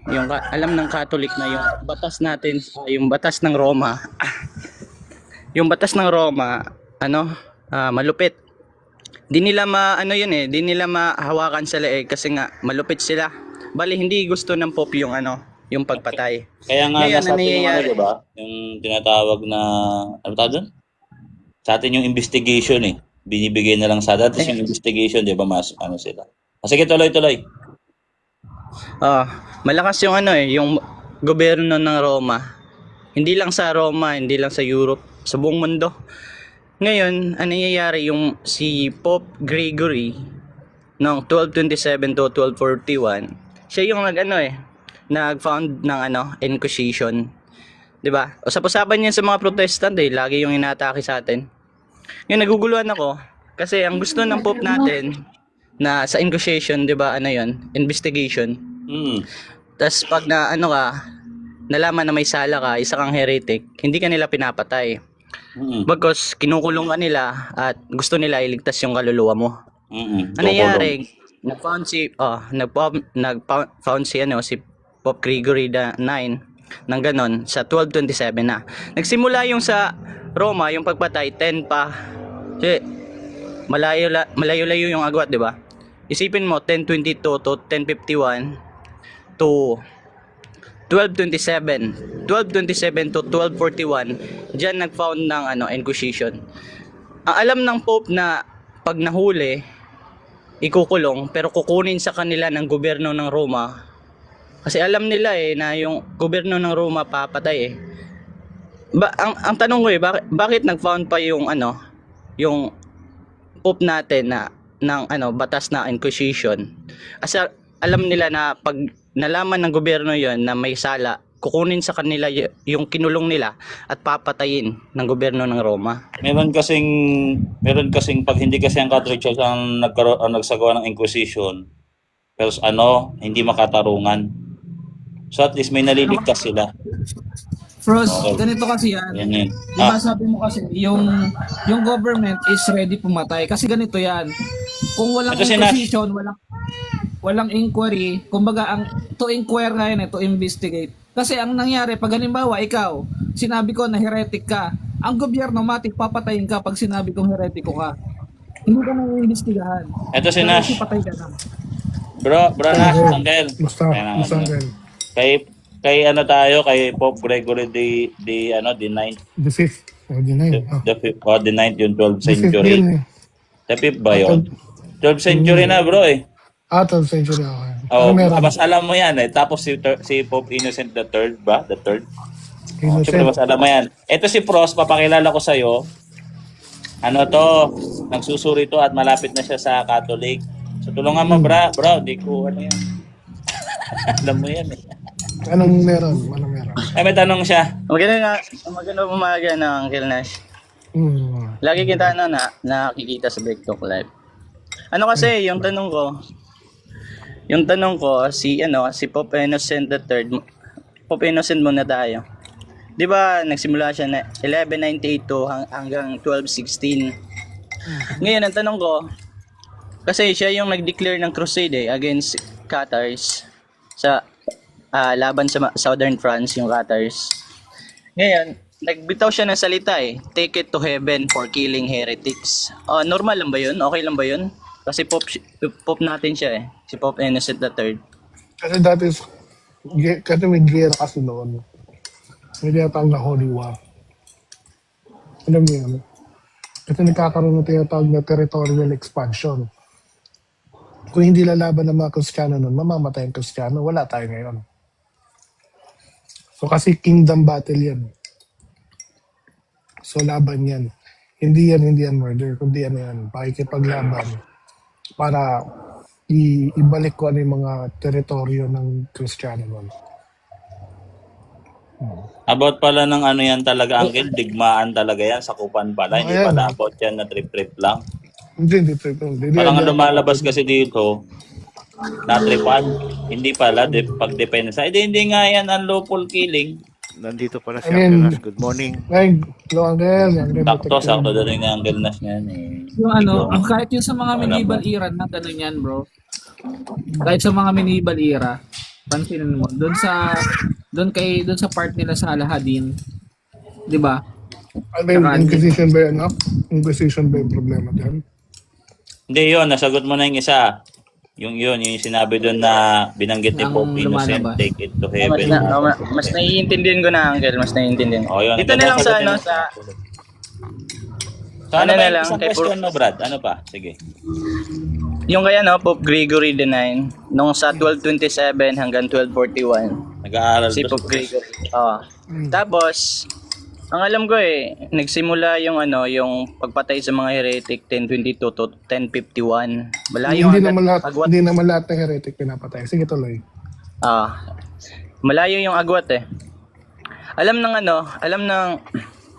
ng Pope na yun yung ginagawa ng gobyerno ng Roma kasi malakas yun sa panahon na yun sa buong mundo. Alam ng Pope yun Kaso, nag-found siya, si Pope Gregory, siya yung nag-found ng Papal Inquisition sa 1231. Bale, nauna yung pagpatay sa mga heretic sa gobyerno ng Roma. Pero hindi yun utos ng Catholic, alam ko yun. Pero bakit nag-found pa si Pope Gregory IX ng Inquisition na alam naman niya, pag nalaman ng gobyerno yon, kukunin sa kanila yung hinuli nila at papatayin. Inquisition Uncle. Hindi yan torture. To investigate yan. Ibig sabihin, to investigate pag sinabi Inquisition. That's the torture. Hindi pala parusahan. Gaya niyan Gaya ni John Hus. Si John Hus, isang anti-pope yun. Pero ang ginawa ni John Hus, gusto niya may Inquisition siya. Gusto niya dumaan siya ng Inquisition. Kasi ayaw siya padaanin na Inquisition Pero gusto niya may Inquisition siya. Hinihintayin niya yung tulong sa kanya ni King Sigismund. Na gusto ni John Hus na i-Inquisition siya sa tulong ni King Sigismund. Ibig sabihin may investigahan siya. Kasi wala siyang ginagawa masama. Yun yung gusto niya palabasin. Kaso, si King Sigismund mismo ang trumaydor sa kanya. Therefore, yung Inquisition na yan, pabor yan sa kanila. Ang nangyari lang, si Reganaldo gumawa ng nobela sa isang libro na ginawa ni Reganaldo na nagsasabi yung Inquisition masama. So yun yung niyakap ng mga Protestante. Uncle Nash, idagdagan din natin ito. Yung panahon ng kay Pope Gregory na ano, may alitan kasi yan doon sa may pagitan ng ano ni Pope at saka ni Haring Frederick. Tama ba, Uncle Nas? Mm. Tapos hindi mismo ang Pope ang nagpapatay diyan. Ang talagang ang gumawa ng pagpapatay sa mga heretic ay Estado. Kailan Kailan ng Templar. Yeah. Kaya sabihin natin sa demonyo yung Templar. Ang gusto ni Boniface, Inquisition sila. Pero ang ginawa ni King Philip, pinapatay, sino naglubuhay. Kaya nagtatalo lagi sa decision making ang Papa at ang Hari noon. Kung sino masusunod sa kanila. Dagdag ko lang yung tanong ko, no? Ano kasi, di ba sa Inquisition ng Catholic, sa atin, kinukulong, Hindi naman. kinukulong, hindi. Hindi siya kinukulong, pero, ang tanong ko lang, bakit nakukuha ng gobyerno, nasa kamay na ng nasa kamay na ng Holy Roman Catholic yung yung heretic, or yung lumalabag sa sa atin, nasa kamay na ng Roman Catholic, bakit nakukuha ng gobyerno ng Roman para patayin? Bakit nila makukuha 'yun? Bakit nila makukuha yung tao? Actually, walang gobyerno ng Roma nun. I mean, yung Roman Empire po. Kasi, year ano yan? Anong year yan? Baka ano yan? Year 12th mga century. 1227 ganyan. Ngayon, Pope pag Gregory. sinabi mong Roman Empire, hindi yan sa Roma mismo per se. Kasi ang first Holy Roman Emperor si Charlemagne the Great. Sa Inglaterra yan, England. Hindi ko. Pero siya Tama, yung Uncle. first Holy Sinabi Roman kasing Emperor. Roman Empire, ano yun sakop, no? Hindi yan specific na isang bansa. Yung lawig ng maraming bansa sakop ng imperyo. Ang sabi Kasama Roman yung- Empire, Kasama buong yung Europa yan. England. Oo, tama. Buong Europa. Yan yung Roman Empire. Malaki yung buong Europe, no? Yan yung bro. Doon marami nagkakamali, Uncle Nas, no? Pag sinabing Roman, Latin yun, Roma. Latin. ang iniisip kagad nila, Latin yun Empire. nandun lang sa isang lugar lang. Pag sinabi Roman Empire, Latin Maraming sakop Empire. na bansa yan, no? Ayun yun bro.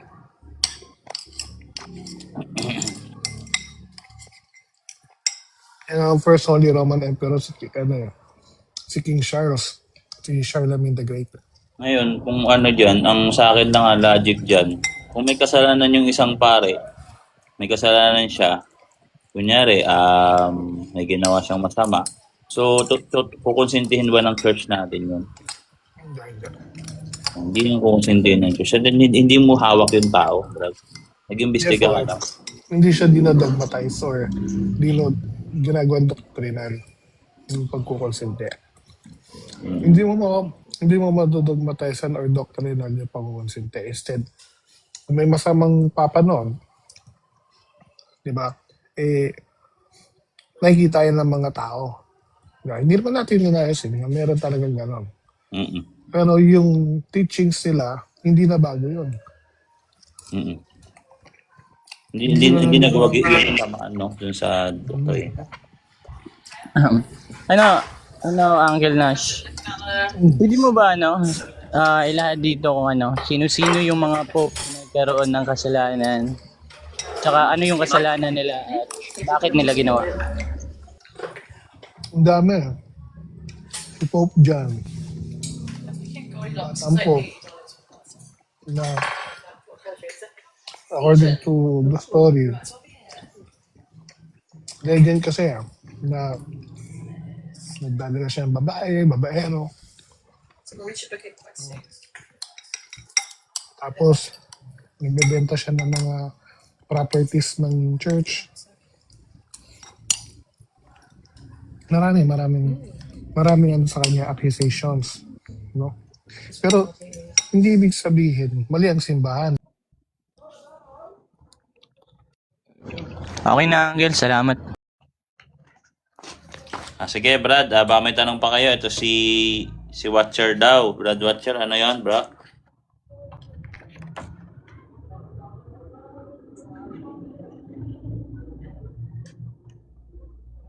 Oh bro, tatanong lang sana ako.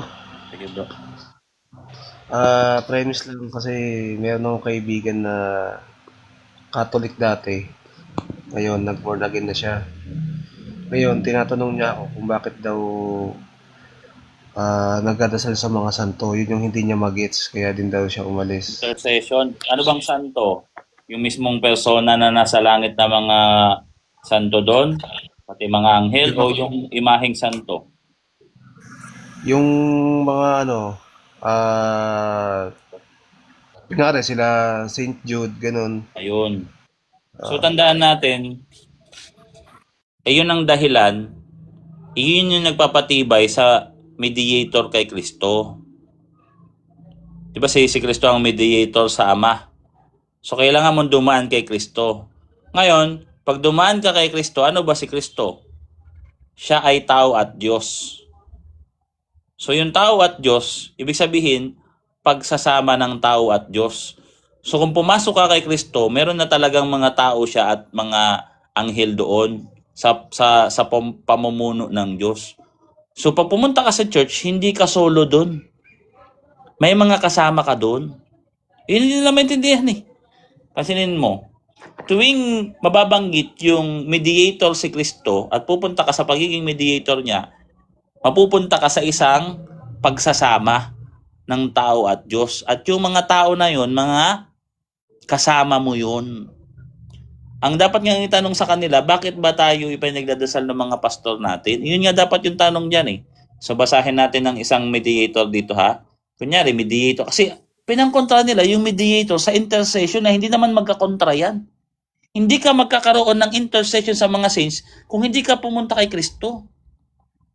Paano ka makipag-intercession kung wala ka sa church? Diba? Eh di walang intercession, wala ka sa church eh. Kaya nga may intercession kasi may church. Basahin natin nung 1 Timothy 2:1. Diba sabi dito, I exhort therefore that first of all, supplications, prayers, intercessions, and thanksgiving be made for all men. Mangyari sa lahat ng tao. Anong tao? Saang tao? Ano yung magsasagawa nito? Ito yung iglesia. At hindi ito taliwa sa mediator si Kristo kasi nasa baba yung mediator. Oh.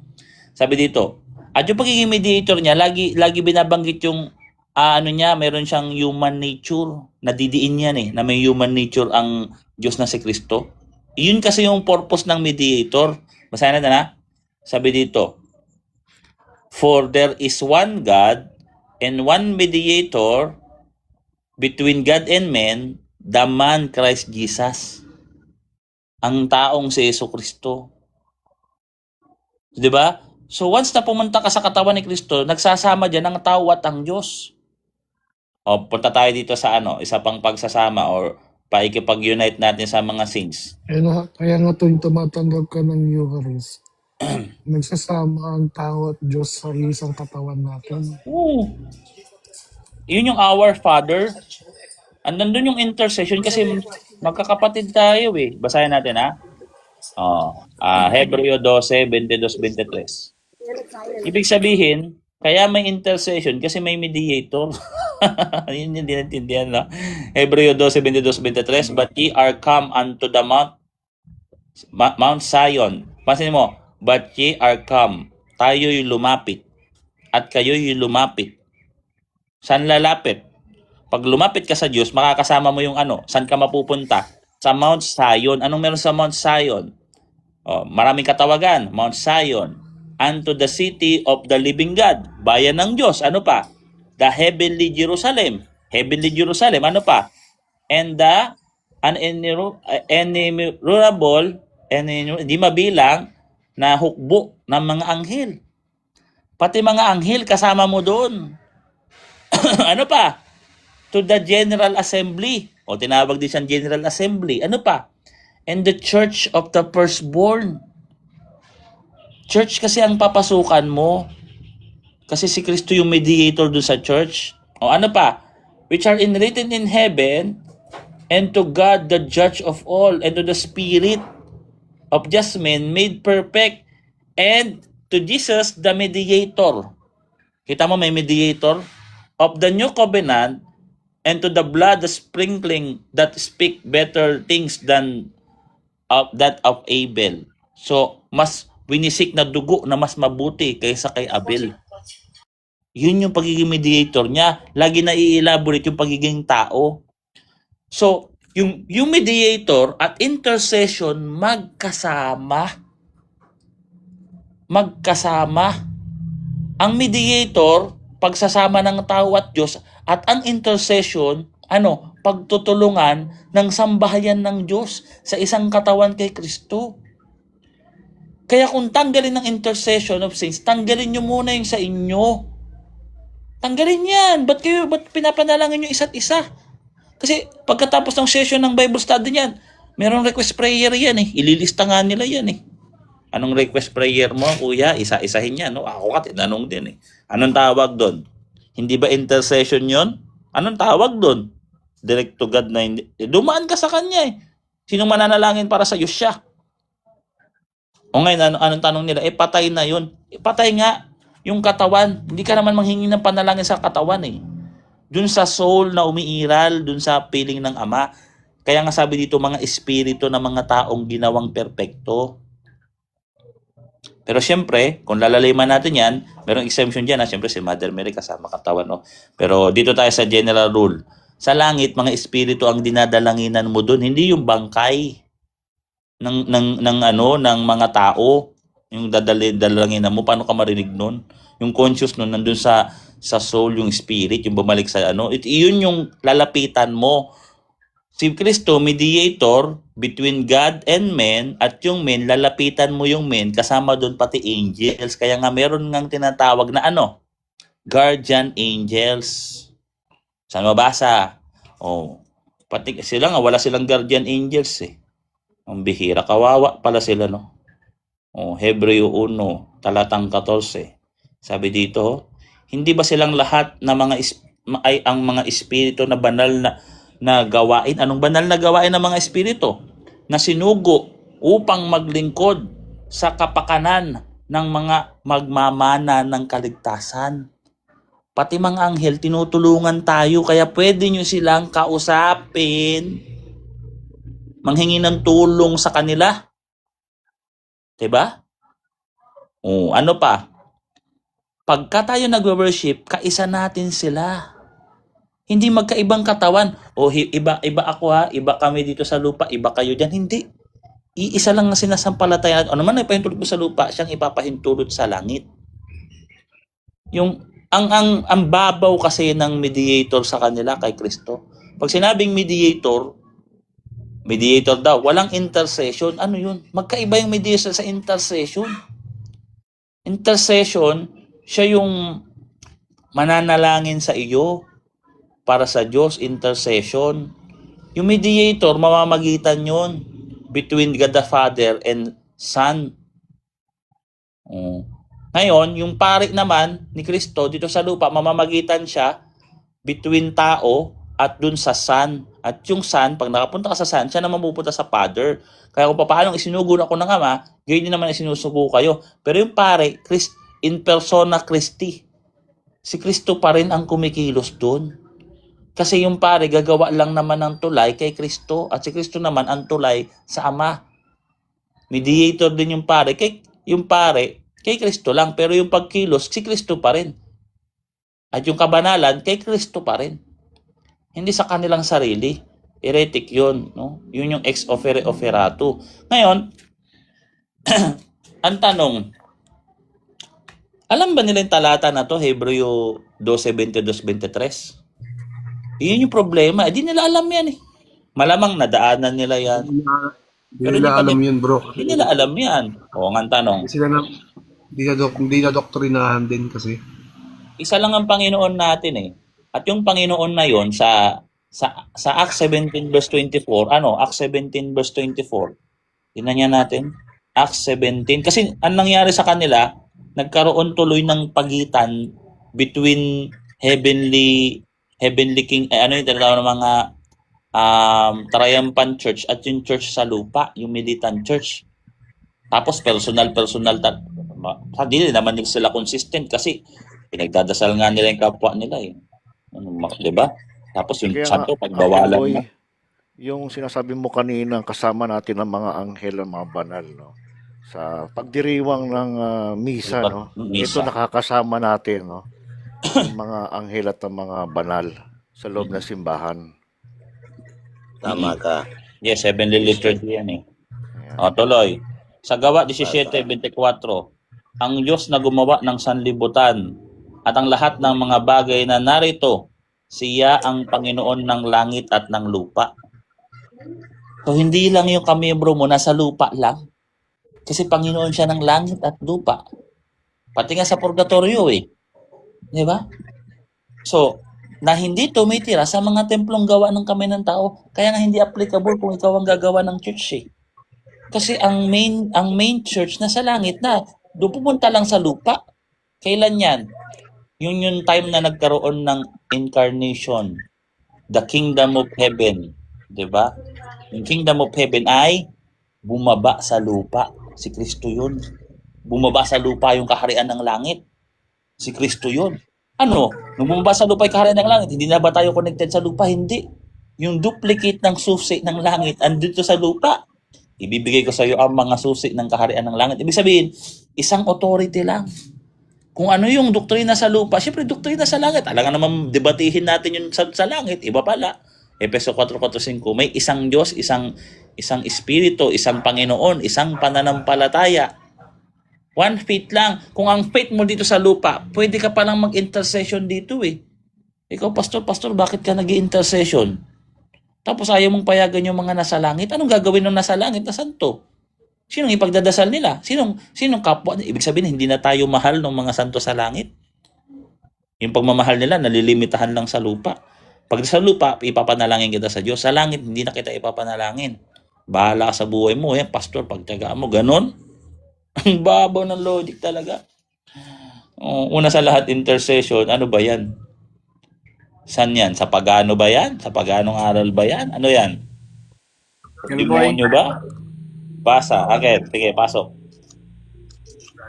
Yun yung tinatawag nating theological defect. Oo, theological defect talaga yan eh. Mapakalaking kalokohan talaga yan eh. Ngayon, saan aral yan? Yung intercession. May aral bang ganyan mga satanista? Basahin niya natin yung aral ng mga satanista. Kasi may aral yung satanista, hindi ganyan.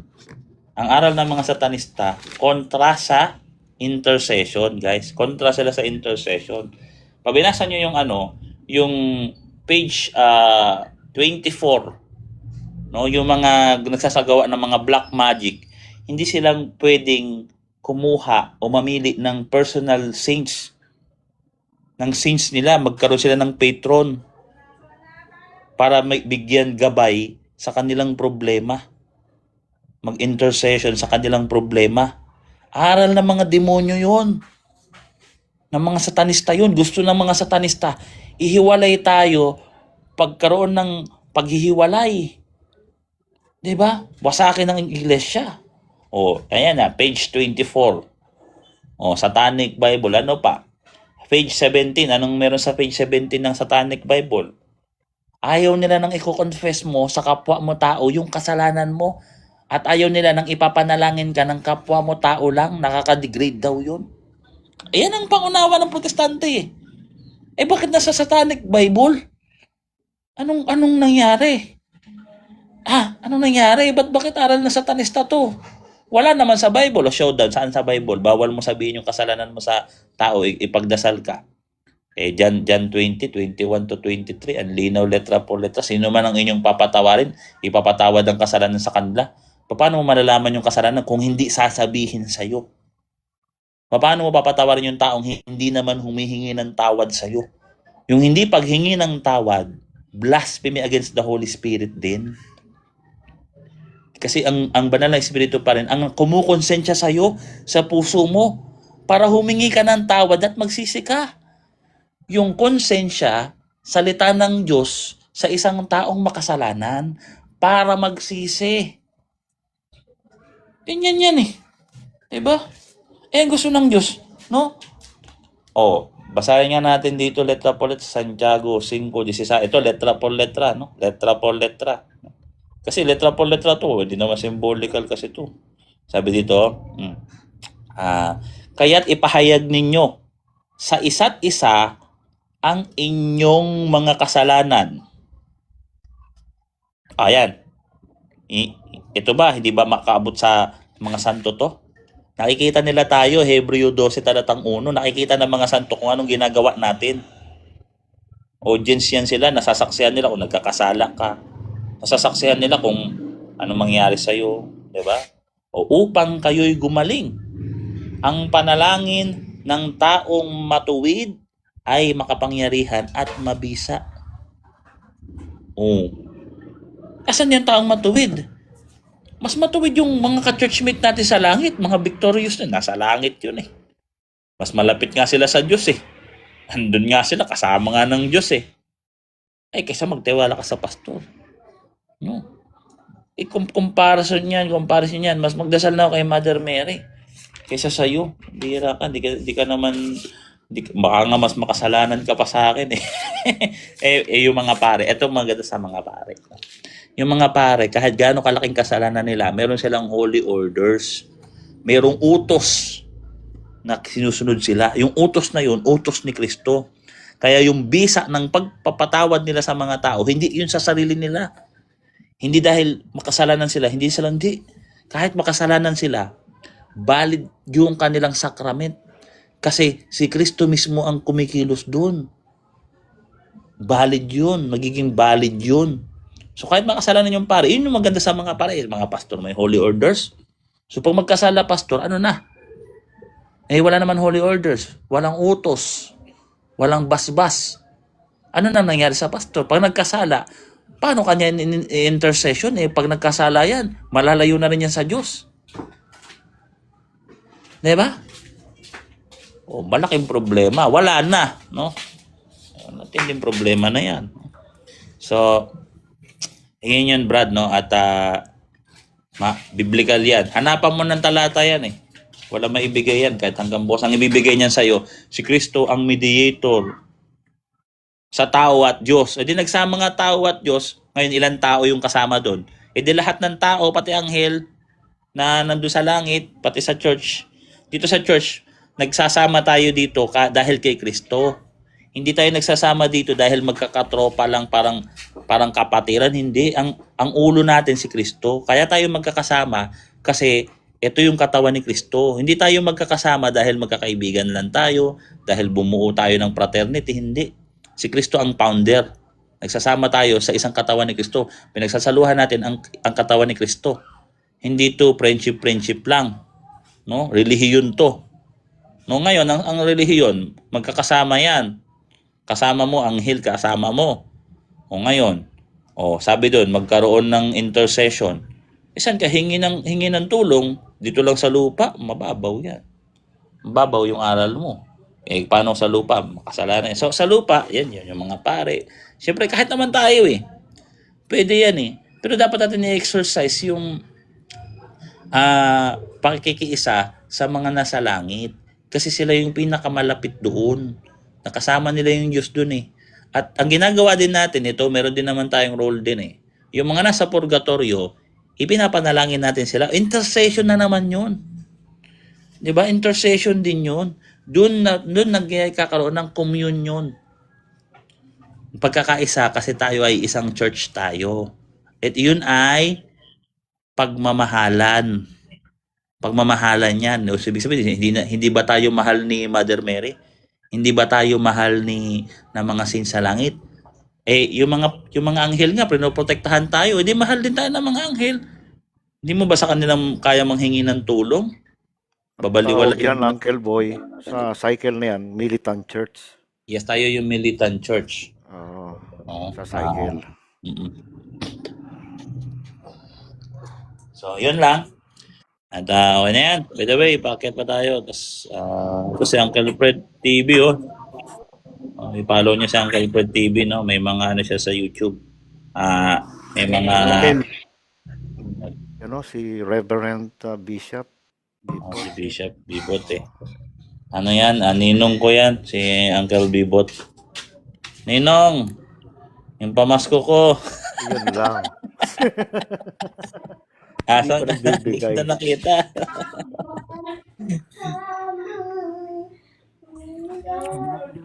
Ano, Uncle Reverend? Ay, ito, nandito si Tokayo. Tokayo. Anak. Nahold up si Ninong mo. Nahold up pala si Ninong, eh. Nahanap ko si Ninong ng Pasko. Hindi ko makita. Hanggang bago to, wala, eh. Ginawa Uncle Boy, nagpalit na ng pangalan. Nagtago sa'yo, nagpalit ng pangalan. Nagtatago. Nagtatago yung Edwin, eh. Si Tokayong Fred, nandito rin.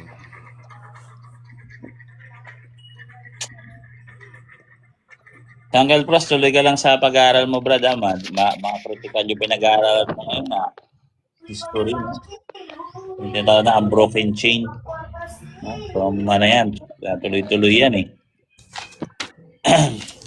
Basta, Frost, pag gagamit ka ng AI, lagyan mo lang lagi ng Catholic view para hindi ka ma-illegal. Tapos, dapat walang assumption sa prompt kasi pag mayroong assumption dyan, tutulungan ka niyan, eh. Oo. Tutulungan ka niyan, Bram. Magtanong ka sa amin ni Uncle Detective kasi expert na kami dyan. hindi ako expert, ha. Ikaw lang, Magic. Nagbibigay lang naman tayo ng tip. Yan lang. I think, Brad, I-scrutinize nyo yung AI palagi. I-scrutinize nyo yung AI. Pa-expound nyo ng pa-expound sa kanya. Papunta dun sa theological stand o theological point ng mga early church father. Doon nyo kunin yung reference. Sa dogma, doon nyo i-compare sa dogma at saka sa anong tawag nito, sa canon law para hindi kayo mamali. Kasi yung iba... Isa pang tip, no, Frost, pag mag-AI ka, pag nagbigay si AI, huwag nyo kalilimutan, hingan nyo ng link. Tama. Pag once na nagbigay siya, susunod na follow-up question, bigyan mo ko ng link. Tapos i-cross over mo yung link na binibigay niya kung legit yun. Uncle Detective, sabihin nyo, cite all valid references. Yan.